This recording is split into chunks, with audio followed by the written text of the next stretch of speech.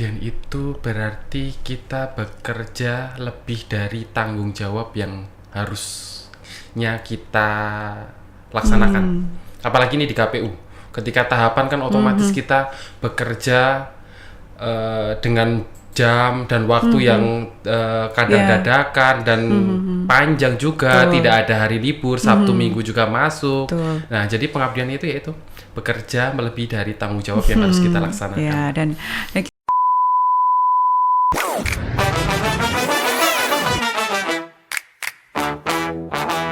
Dinamis persembahan KPU Klaten. Assalamualaikum warahmatullahi wabarakatuh. Salam sejahtera untuk kita semua. Selamat datang kembali dalam Dinamis, Dialog dan Informasi di hari Kamis persembahan KPU Klaten. Teman pemilih mendengar kata Papua, mungkin apa ya yang pertama kali muncul di pikiran teman pemilih? Apakah mungkin tentang keindahan alamnya, atau mungkin jaraknya yang cukup jauh ya kalau dari Klaten, atau mungkin juga budayanya, tantangan geografisnya, dan sebagainya. Nah, tapi hari ini kita tidak akan sekedar berbicara tentang Papua, tetapi kita akan mendengar cerita tentang seorang penyelenggara pemilu yang pernah mengabdikan dirinya di tanah Papua, dan tentu saja jauh dari daerah asalnya, yaitu beliau ini adalah asli dari Klaten ya, dan kemudian ditugaskan ke Papua.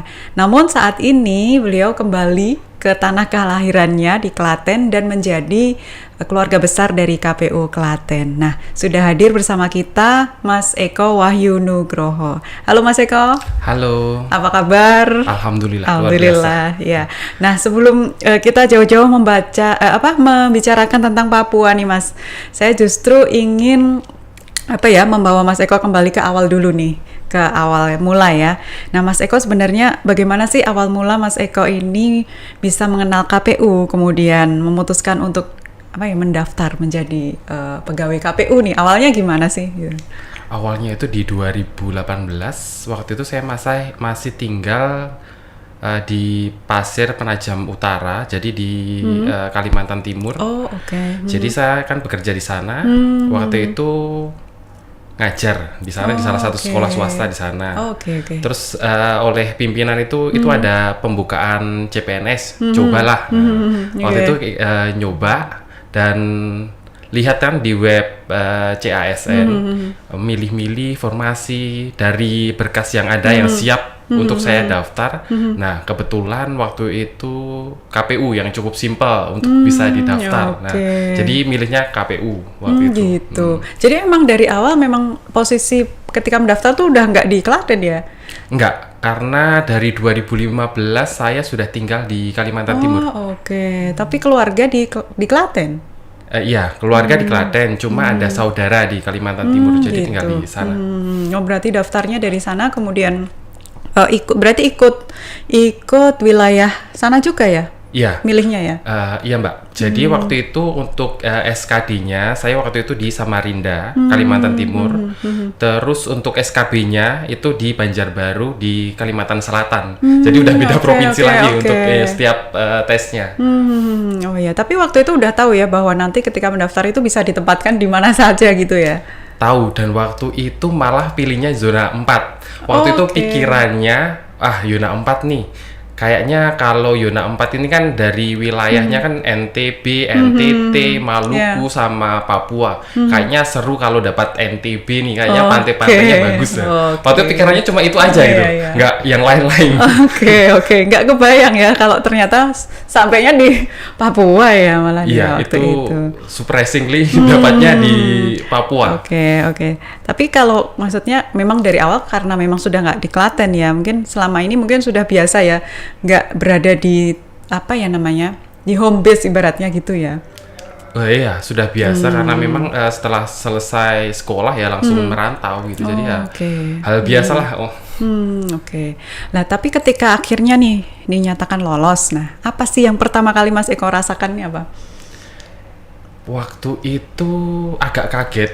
Kenapa kaget? Karena waktu itu dari awal kan waktu itu sudah tahu lolos, cuma kan belum tahu saya ini nanti penempatan di mana.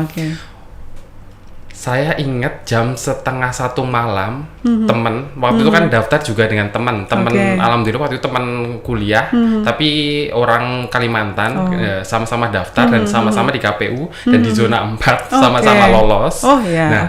Dia yang menghubungi saya waktu itu. Waktu itu dia tertawa.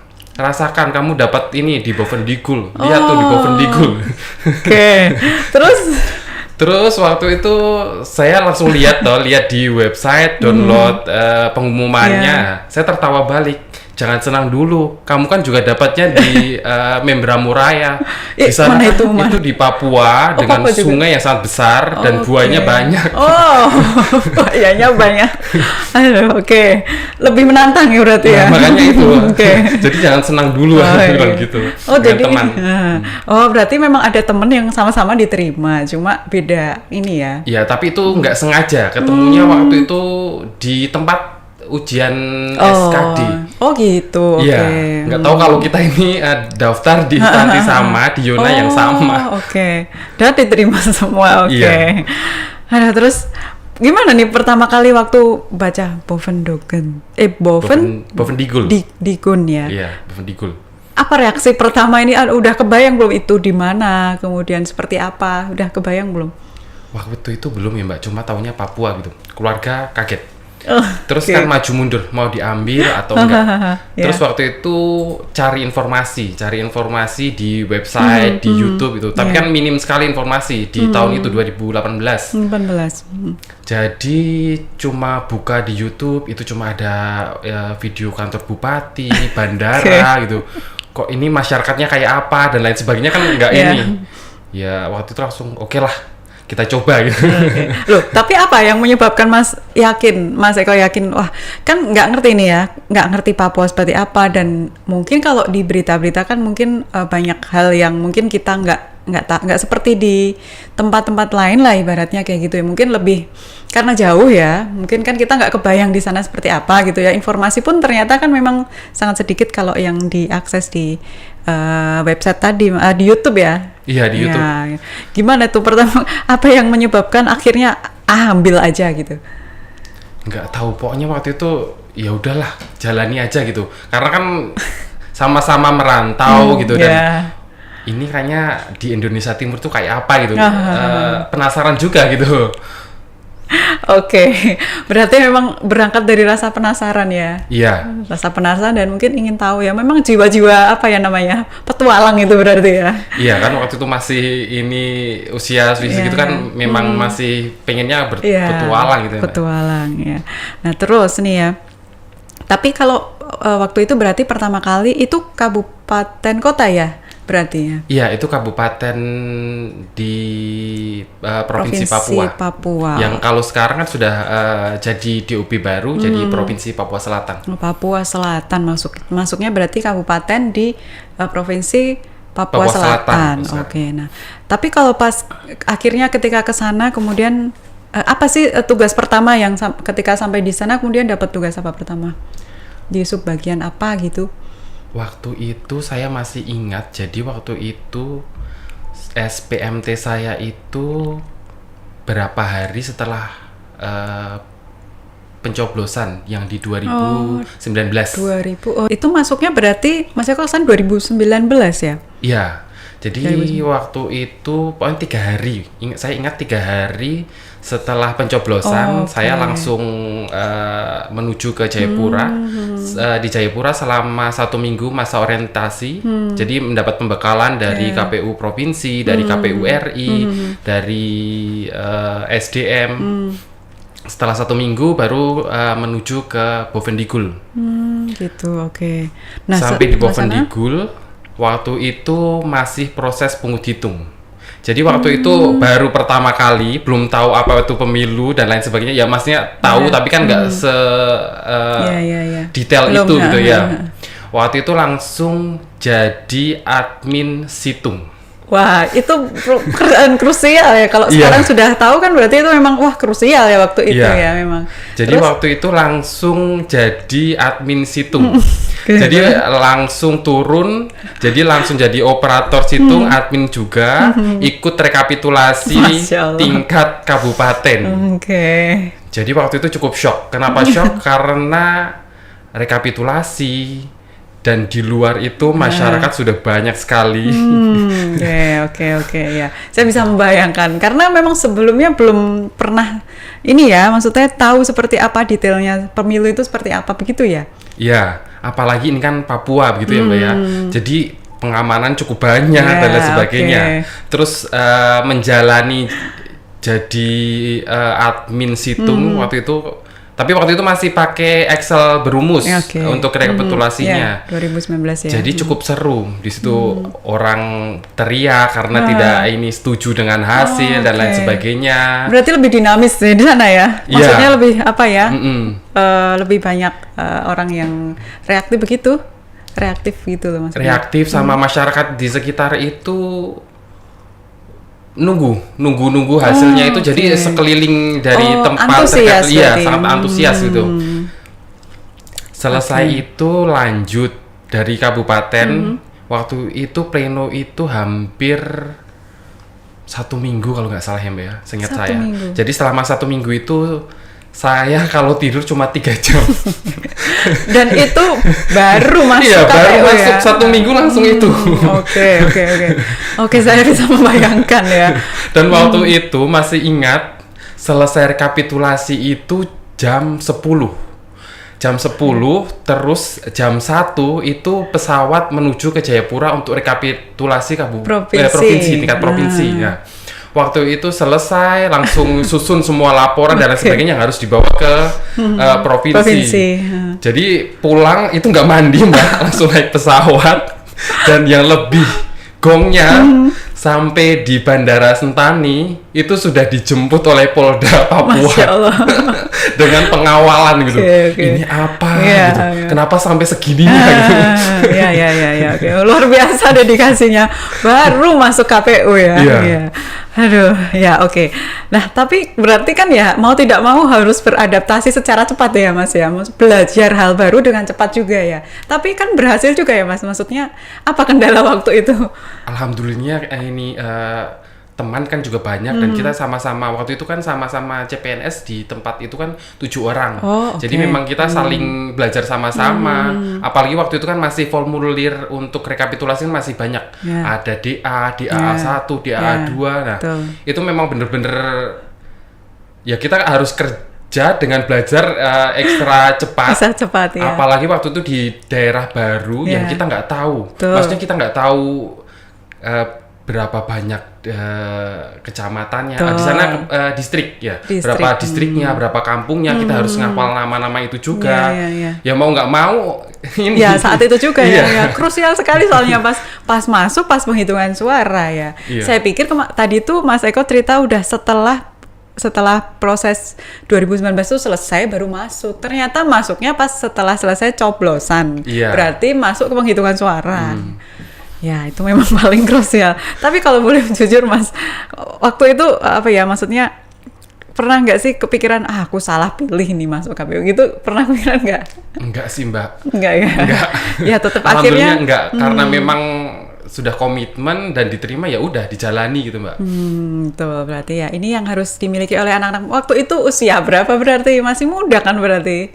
Waktu itu kalau nggak salah 27-28. Nah, ya oke. Berarti kan masih usia-usia yang ini ya, mencari apa ya, pengalaman gitu ya. Lebih banyak mencari pengalaman. Nah, mungkin bisa menjadi inspirasi teman-teman bahwa ini ada kisah nyata seperti ini ya. Jadi memang jauh dari tempat zona nyaman, kemudian langsung di Papua, kemudian langsung dihadapkan dengan pekerjaan yang harus selesai pada saat itu juga ya. Jadi berarti kan ternyata jadi penyelenggara pemilu itu kan memang harus siap intinya ya, belajar dari nol. Nah, apalagi kalau ini tadi kisahnya adalah CPNS baru ya, kemudian ditempatkan jauh di ujung tempat yang bahkan kita belum pernah ke sana, belum tahu apa-apa ya.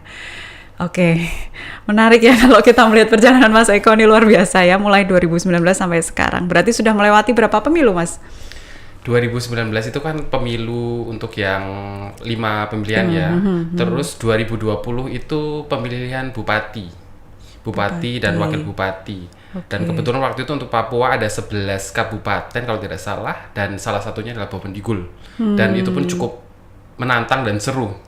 Menantangnya seperti apa Mas serunya tuh? Dari awal kan memang sudah Bovendigul ini dari KPU RI sudah dipetakan bahwa nanti akan ada konflik terkait dengan pencalonan. Karena adalah salah satu mantan bupati yang mencalonkan diri dan dia mantan terpidana. Kemudian? Jadi tantangannya memang di situ dan itu memang benar menjadi kenyataan. Jadi waktu itu sudah diselenggarakan pemilihan dengan berbagai masalah. Masalahnya kita harus sidang beberapa kali, mulai dari di Bawaslu terkait dengan pencalonan beliau ini. Jadi waktu itu KPU sampai diambil alih oleh KPU provinsi, diambil alih KPU provinsi, habis itu langsung diambil alih lagi oleh KPU RI.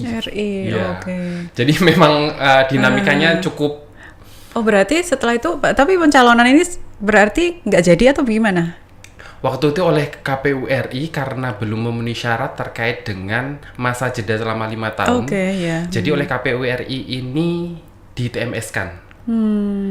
Tetapi waktu itu calon ini mengajukan banding di Bawaslu.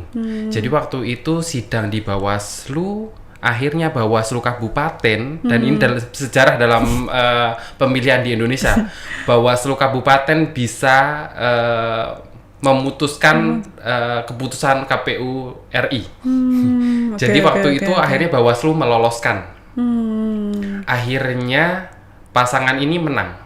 Tetapi kan calon lain menggugat di MK. Oleh MK putusannya adalah mencoret calon tersebut. Nah, disitulah terjadi huru-hara. Huru-haranya di situ tentu saja ya. Karena pendukung calonnya nggak terima, ya akhirnya. Karena menang ya. Iya, karena menang. Ya. Akhirnya kan terjadi PSU, jadi mengulang lagi dari proses pencalonan. Pengulang dari awal. Itu berarti bupati ya? Iya. Bupati tahun 2020. 2020. Wow. Saya dengernya nggak kebayang nih jadinya. Dan seru lagi di proses pencalonan penggantian ini setelah berjalan terus sampai di proses kampanye. Waktu itu debat.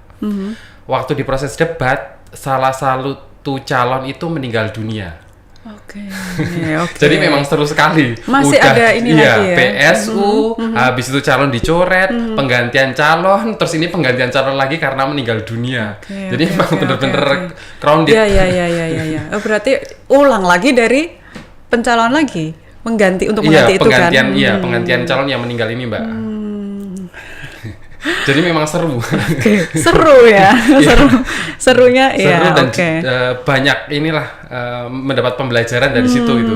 Iya, memang kalau kita belajar kan dari setiap persoalan itu, dan ya ternyata kan posisi masih baru juga ya, 2020 kan juga baru aja di KPU ya. Jadi langsung diberikan pelajaran yang sangat banyak di sana ya. Status masih CPNS.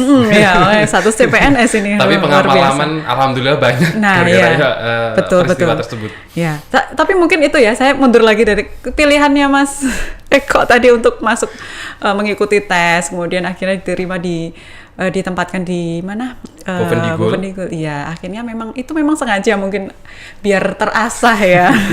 Secara mental juga tentunya kan ya. Tapi setelah itu berarti 2020. Setelah itu berapa tahun di Bovendigul? Di Bovendigul 4 tahun lebih. 4 tahun. Iya, 4 tahun lebih. Waktu itu masuk tahapan 2022 itu kan untuk pemilu 2024 kan sudah masuk tahapan. Waktu itu masih pegang aplikasi Sipol. Jadi waktu Sipol sampai 2023 verifikasi tahap kedua kalau nggak salah. Terus waktu itu dapat penugasan baru karena waktu itu 2023 itu terbentuk provinsi baru, Provinsi Papua Selatan. Mendapat tanggung jawab baru untuk jadi Kasubag Teknis dan Parhumas di KPU Provinsi Papua Selatan. Provinsi Papua Selatan. Karena baru ya. Jadi memang berarti itu ngambil dari kabupaten ya beberapa ya. Oke. Jadi sekarang pindah ke provinsi ya.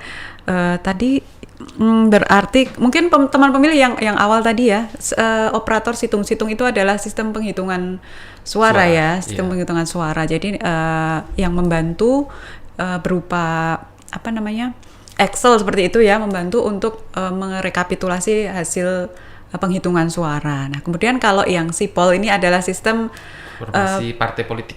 Informasi partai politik yang mana nanti semua partai politik harus ikut masuk dalam aplikasi itu. Di sana ada kayak misalnya segala macam persyaratan masuk ke situ ya Mas ya, termasuk juga keanggotaan, politik, kemudian juga kantor, alamat kantor dan juga SK, betul kepengurusan gitu semua ada di situ. Nah berhenti di kabupaten ya, kemudian ke provinsi.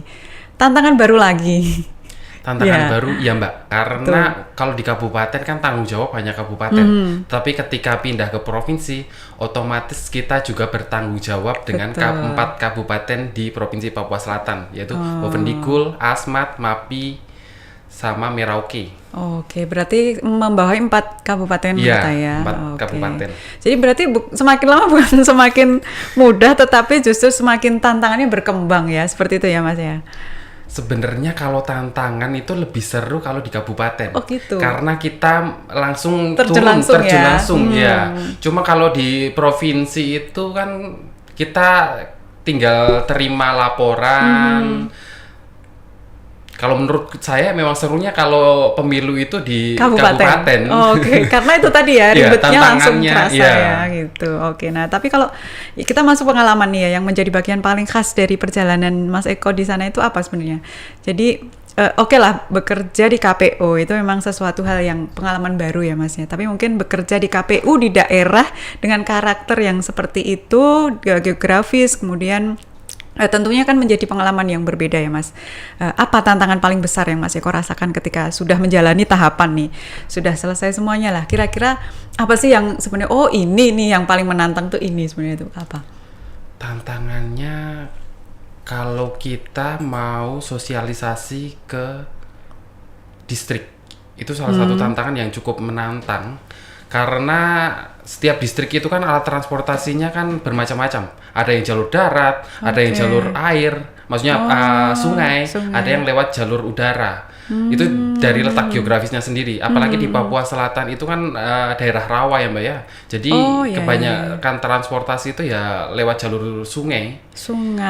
Oke. Tapi ketika jalur sungai tidak bisa ya otomatis jalur udara. Karena setiap distrik itu di sana hampir semuanya mempunyai bandara sendiri. Oke. Oh berarti saya tuh membayangkan ketika sosialisasi ya. Terus yang kemudian yang lebih ribet mungkin terkait dengan infrastruktur. Infrastruktur apalagi kayak jaringan telekomunikasi. Apalagi kan KPU ini kan telah bertransformasi menggunakan sistem informasi dari SIPOL, Silon, Sirekap, Sidalih dan lain sebagainya kan butuh yang namanya jaringan telekomunikasi ya. Itu apalagi waktu 2024 itu waktu itu jaringan di Provinsi Papua Selatan itu hilang hampir 1 bulan lebih. 1 bulan. Nah, itu tantangan tersendiri. Oke. Padahal semuanya harus pakai aplikasi. Harus pakai jaringan. Jadi kalau kerja itu kita nanti harus cari kafe untuk nyewa karena waktu itu ada beberapa yang masih pakai jaringan satelit Mbak. Nah, cuma kan nggak sekencang ini ya. Itu pun belum nanti yang kebanyakan partai politik yang waktu itu masih mendaftar di Silon. Nah, itu kan banyak yang protes karena jaringan nggak ada tapi harus dituntut pakai itu. Ya betul. Oh ya itu memang salah satu tantangan yang ya kita nggak bisa ini ya karena memang jaringan itu kan maksudnya di luar kekuasaan kita gitu kan ya. Nah, kalau kita berarti kan otomatis di sana nggak ada keluarga ya Mas, nggak ada siapa-siapa, belum kenal siapa-siapa gitu ya waktu datang ke sana. Ya karena waktu itu dari kabupaten ya kenal ya teman kerja yang dari kabupaten ini sama-sama ini pindah ke provinsi. Oke, kalau Aku membayangkan Mas Eko ya pindah ke sana mungkin dari awalnya dulu ya. Itu berarti kan di lingkungan baru, teman-teman baru, dan budaya yang baru gitu kan ya. Gimana kehidupan sehari-hari di sana? Seperti apa? Mungkin ada perbedaan apa yang paling diingat gitu? Perbedaan nggak terlalu banyak ya Mbak sebenarnya, apalagi di Merauke. Merauke itu karena penduduknya hampir 70% itu kan pendatang. Dan kebanyakan orang Jawa, karena waktu itu tahun berapa waktu Orde Lama kalau tidak salah, itu kan transmigrasi dari Jawa kan banyak. Jadi ya lingkungannya kayak di Jawa sih Mbak ya. Gitu. Karena banyak pendatang. Tapi berarti nggak harus menyesuaikan bahasa seperti itu nggak ya? Nggak. Cuma memang bahasanya Indonesia tapi kan pakai dialek timur. Dari sisi ini. Cuma kalau dari lingkungan, karena di Merauke itu ya kayak di Jawa. Karena sawah juga banyak. Terus masyarakatnya yang jadi pedagang, yang jual makanan dan lain sebagainya, yang buka toko itu kan juga kebanyakan orang dari Jawa.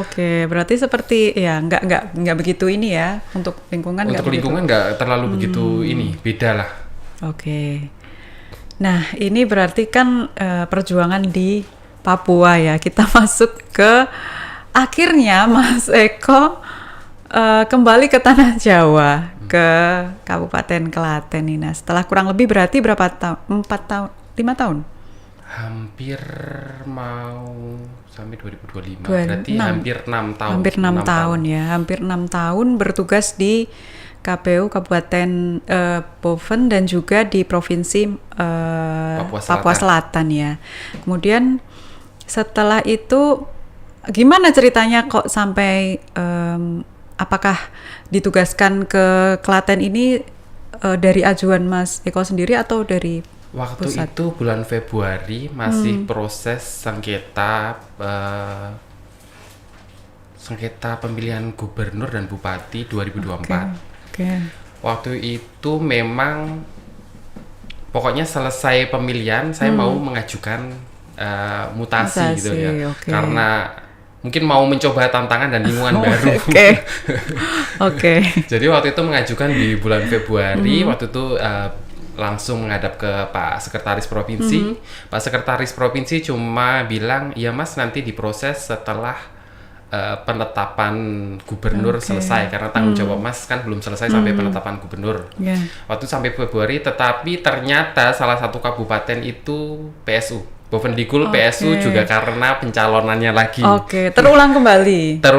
Kembali di pencalonan, dan yang ini juga hampir sama karena kasusnya juga di pencalonan di mantan terpidana juga. Tapi ini mantan terpidana TNI. Kalau dulu yang 2020 itu mantan terpidana kasus korupsi, kalau yang ini TNI. Dan mengulang harus menyelesaikan itu dulu ya, mengulang lagi ya. Waktu itu ditanyakan sampai ke SDM KPU RI, jawabannya adalah karena Mas masih jadi Kasubag Teknis Provinsi, Mas belum bisa pindah sampai nanti penetapan Bupati Bovendigul. Akhirnya harus menunggu ya. Setelah itu kemudian menunggu sampai bulan November. Sampai bulan November, waktu itu pulang dari dinas untuk BIMTEK PAW, dapat telepon dari Kasubag WA dari Kasubag Mutasi KPU RI, minta surat pemberhentian dari jabatan dan tidak menuntut jabatan kembali di Satker. Nah, itu mulai, berarti ini sudah diproses. Dan ternyata memang pas mungkin itu hadiah ulang tahun saya karena SK itu ditandatangani pas di tanggal 3 di hari ulang tahun saya. Tiga apa Mas? 3 November. 3 November. Ulang tahunnya. Iya, jadi Mas Eko 3 November. Jadi itu kado ulang tahun, Mbak.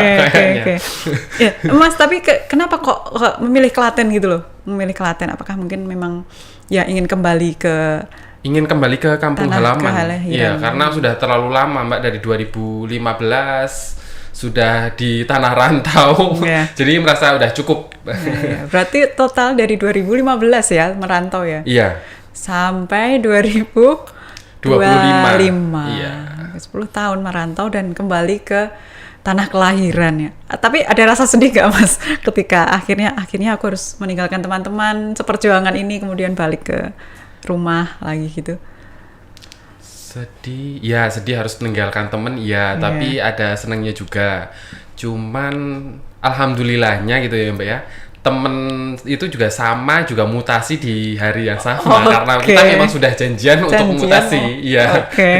Jadi waktu itu saya kasubag teknisnya, temen ini kasubag hukumnya. Nah, jadi itu temen yang awal barengan nggak? Iya, awal barengan dari kabupaten sampai di provinsi, dapat jabatan juga sama-sama. Tapi asli mana kalau temennya? Asli Jayapura Mbak, asli orang Papua. Oke, akhirnya bisa masuk ke Kabupaten Klaten dan menjadi bagian dari KPU Klaten ya, mulai bulan November kemarin ya. Iya, November 2025. November kemarin. Nah, ketika pindah waktu itu kan ditempatkan di teknis ya. Dari awal KPU saya di teknis. Oke ya teman pemilih, nah dari perjalanan yang begitu panjang dan juga banyak sekali pengalaman ya yang didapatkan Mas Eko ya, mendaftar KPU, kemudian ditempatkan di Bovendikul, kemudian melewati beberapa kali pemilu dan juga intrik-intriknya ya, kemudian akhirnya ditugaskan juga ke KPU Provinsi Papua Selatan dan kemudian kembali lagi ke Klaten ya, ada perpindahan tempat, kemudian ada perpindahan perubahan tugas juga, kemudian ada berbagai tantangan nih. Kalau Mas Eko melihat perjalanan itu sekarang nih Mas, kan sudah di rumah ya, apa sih yang sebenarnya paling banyak Mas Eko ambil pelajaran dari perjalanan tersebut? Banyak ya Mbak ya. Dari perbedaan budaya, terus dari lingkungan kerja. Banyak sih sebenarnya ilmu yang kita dapat, ketemu dengan orang-orang banyak, kan otomatis orang-orang baru, orang-orang banyak, sharing session dengan mereka, itu jadi lebih banyak ilmu yang kita dapat sih Pak sebenarnya. Jadi kan memang ya mungkin dulu awalnya KPU kan hanya menjadi semacam tempat bekerja seperti itu ya untuk mencoba hal baru. Tapi kalau sekarang mungkin maknanya apakah menjadi berbeda sekarang? Ya jadi rumah kedua lah Mbak setelah rumah gitu. Untuk belajar untuk ini mengembangkan diri gitu ya. Oke, saya ingin menutup dengan satu pertanyaan yang agak personal ya Mas. Mas Eko kan sudah pernah bekerja jauh dari rumah, jauh dari home base gitu ya, menghadapi tantangan, melewati beberapa kali pemilu dan tantangan-tantangan lain, berpindah dari kabupaten ke provinsi dan sebagainya tadi ya, dan akhirnya kembali ke tempat ke rumah ini ya, ke rumah sendiri ya. Setelah semua perjalanan itu, apa sih sebenarnya Mas arti dari pengabdian? Pengabdian itu berarti kita bekerja lebih dari tanggung jawab yang harusnya kita laksanakan. Apalagi ini di KPU. Ketika tahapan kan otomatis kita bekerja dengan jam dan waktu yang kadang dadakan dan panjang juga, tidak ada hari libur, Sabtu Minggu juga masuk. Nah, jadi pengabdian itu yaitu bekerja melebihi dari tanggung jawab yang harus kita laksanakan. Ya, dan kita harus ikhlas untuk menjalani gitu ya, karena dari situ nanti memang kekuatannya dari situ ya Mas, untuk menyelesaikan apapun permasalahan. Kalau sudah kita hatinya di situ, maka akan bisa diselesaikan semuanya. Betul, ya. Jadi pada akhirnya ya teman pemilih, memang pengabdian itu bukan hanya tentang tempat di mana tempat kita bekerja ya, tetapi tentang bagaimana kita menjalankan amanah dimanapun kita ditempatkan dan bagaimanapun kondisinya, begitu ya Mas ya. Oke, terakhir Mas Eko nih, kita ingin mengajak teman pemilih juga untuk terutama generasi muda nih Mas ya, untuk melihat demokrasi bukan hanya sebagai sesuatu yang hadir 5 tahun sekali. Nah, dari seluruh pengalaman Mas Eko tadi ya, apa pesan untuk generasi muda ini agar mereka juga mau peduli terhadap demokrasi dan mungkin juga mengambil pelajaran dari perjalanan Mas Eko tadi kan, yang dimulai dari benar-benar dari usia yang muda seperti itu loh. Nah, ini banyak teman pemilih muda di sini. Pesannya bagi Gen Z ya, apalagi karena pemilih kita nanti di 2009 betul. Itu kan Gen Z. Itu pesannya cuma satu, gunakan hak pilihmu, jangan golput. karena satu suaramu itu sangat berpengaruh. Karena setiap lini kehidupan ini akhirnya itu tergantung dari siapa pemimpin. Pilihan politikmu. Karena kebijakan politik itu sangat sekali berpengaruh terhadap kehidupan. Sangat berpengaruh terhadap kehidupan kita yang paling dekat ya, kesehatan, pendidikan seperti itu ya. Jadi jangan sampai salah pilih gitu ya Mas. Betul. Ya. Nah, jangan lupa ini apalagi ada lagi? Ada Mbak, sebelum memilih ini pelajari calon yang akan kamu pilih. Pelajari latar belakangnya, terus visi misinya apa, itu sangat berpengaruh sekali. Ya, ada lagi Mas, udah ada mungkin lagi, itu ya? aja Mbak, cukup. Ya, oke. Nah, mungkin teman pemilih bisa mengambil pelajaran juga dari semangatnya Mas Eko, kemudian juga pesannya jangan lupa untuk ikut berpartisipasi ya. Tidak hanya memilih juga mungkin Mas ya. Mungkin menjadi penyelenggara juga, mungkin bisa menjadi relawan demokrasi. Nah, betul. Nah, karena memang semuanya menentukan sampai bahkan di sekitar kita di pasar, di harga-harga pasar semua itu ditentukan oleh pemimpin ya. Baik. Nah, teman pemilih, hari ini kita sudah belajar cukup jauh ya. Kita mulai dari satu pertanyaan sederhana tadi, kenapa memilih KPU, kemudian perjalanan membawa Mas Eko ke Papua ya. Kemudian di sana juga bukan hanya belajar tentang pekerjaan, tetapi juga belajar tentang bagaimana beradaptasi dengan situasi yang sangat dinamis ya. Kemudian juga perjalanan berlanjut masih di Papua juga dengan tanggung jawab yang berbeda seperti itu ya. Kemudian dari perjalanan tersebut kita belajar bahwa pengabdian tidak selalu dimulai dari tempat yang aman seperti itu ya Mas ya. Iya. Kadang kita juga harus pergi jauh, kadang kita juga harus beradaptasi, kadang juga kita harus menghadapi tantangan yang belum pernah kita bayangkan ya. Nah, tapi dari sanalah pengalaman, ketangguhan kita dan juga makna pengabdian itu tumbuh ya. Oke, terima kasih Mas Eko sudah berbagi cerita dan pengalaman yang sangat berkesan tentunya ya. Dan semoga nanti lain waktu kita bisa ngobrol lagi di podcast Dinamis ya. Untuk topik yang lain ya. Oke, terima kasih. Nah, semoga cerita dari perjalanan pengabdian ini bisa menjadi inspirasi bagi teman pemilih untuk melihat demokrasi dari sudut pandang yang lebih dekat dan lebih manusiawi. Saya Luvita beserta segenap tim podcast Dinamis pamit undur diri. Sampai jumpa di podcast Dinamis berikutnya. Akhir kata, wassalamualaikum warahmatullahi wabarakatuh.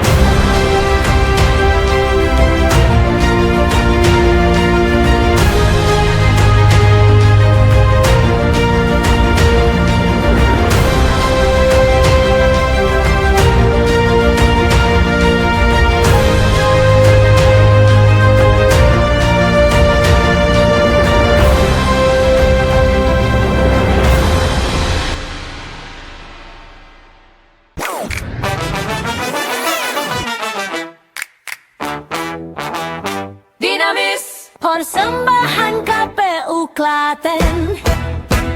Setiap Kamis kami datang membawa terang, dialog santai tapi penuh makna, informasi jelas, demokrasi cerdas untuk pemilih yang lebih berkelas. Ayo buka wawasan, ayo kuatkan peran, demokrasi kuat, Indonesia berdaulat. Dinamis. Saya akan terbit seterusnya.